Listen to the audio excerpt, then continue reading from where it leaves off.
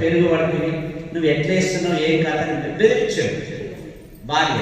అయ్యో నేను దూలేదని తప్పైపోయిందని ఆమె ఏదో క్షమాపణ చెప్తున్నా కానీ అంతట్లనే వేద పండితుడు వాళ్ళ సద్దుతో ఇంటి ముందు పోతున్నాడు. ఈ వేద పండితుడు వీళ్ళింటికి ఏదో ఎవరు వచ్చినట్టు భోజనం చేసినట్టు వినబడుతున్నాడు.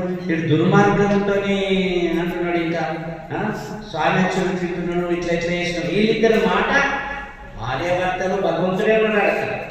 వీళ్ళిద్దరి మాట విని అతను నచ్చింది. ఈ భగవంతుడి మీద భగవంతుడే మన దగ్గరికి వచ్చిందమ్మా, నువ్వు మంచిగా పడ్డని చెప్తే బాగుండే, ఆయన పట్టు పక్షాల మీద పెరుగుబడ్డది అన్న మాట ఆ వేద పండితుడు విన్నాడు. ఈయన ఇంట్లోకి వచ్చేసాడు. రొట్టె పప్పు అనుకున్నాడు. అప్పుడు స్వయంగా పాండురంగడు ఆయన దగ్గరికి వచ్చింది. స్వయంగా పాండురంగడు వచ్చాడు. వచ్చి అడుగుతున్నాడు, ఏమిరా నాకు పెట్టకుండా నువ్వు తింటున్నావా? వచ్చిందట. స్వామి నేను ముట్టరాను అందరూ అంటున్నారు, నేను పెట్టి తింటావు. అరే నీకు నాకు ఏం తేడా ఉన్నది? ఆంధ్ర ముట్టరాకపోతే ఆది విషయం, కానీ నీకు నాకు ఏం తేడా లేదు. ఇద్దరు కలిసి ఇద్దరికి భార్య పడ్డం చేసింది. ఎవరెవరికి? భగవంతుడికి భర్తకు పడ్డం చేసింది. అయితే వడ్డం ఏమైందంటే పెరుగు ఆయన పంచం మెలోకి పోయింది. దండన అడగడి పెద్దోళ్ళు మన ఇంటికి వచ్చినప్పుడు మనకు కూడా అడగడి ఉంటుంది రాను. దండన పడ్డది, పంచం మీద పెరుగు పడ్డది. గుడి చేసుకున్నాడు. అక్కడ ఏదో కాయ కష్టం, ఇద్దరు భార్య భర్తలు చేసుకున్నారా, కాయ కష్టం చేసుకున్నారా, రోజు ఏ దర్శనం చేసుకున్నారా? శీఘ్ర దర్శనం చేసుకున్నారు.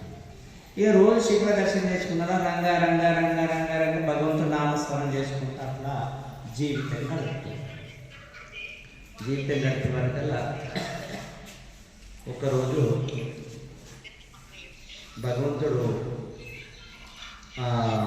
ఎక్కడైతే భగవంతుని యాद చేసుకుంటున్నాడో, మరి నేను కనీసం శీఘ్ర దర్శనం అయితే నీ దర్శనం ఎప్పుడు అయిపోతావు అని అలా ఆయన ఆలోచన. మరి చిన్నగా అక్కడ ఇది వేసుకున్నాడు, గుడిసేసుకొని ఉన్నాడు, జీవితం నడుపుతున్నాడు. ఇక తనకు ఏదో రొట్టె తెచ్చుకోవాలి. అప్పుడు మహారాష్ట్ర కదా, మహారాష్ట్రలో ఏమిటంటే ఎక్కువ రొట్టె ఆవులతో మనం వెళ్తున్నాం వాస్తవాన్ని. అయితే వాళ్ళు ఏమన్నారంటే, నువ్వు ముట్టరానోడి గుడి ముందరికి రావద్దు, గుళ్ళకు రావద్దు. అట్లా ఆయన ఆ ఆలోచన కలిసి అందరాన్ని ఆయన బయటకు వెళ్ళాడు. బయటకు వస్తే రంగా నువ్వు ఎక్కడనో తండ్రి, కనీసం గుళ్ళకు పోకున్నాను కానీ గుడి అవుతానని ముందట. ఇప్పుడంటే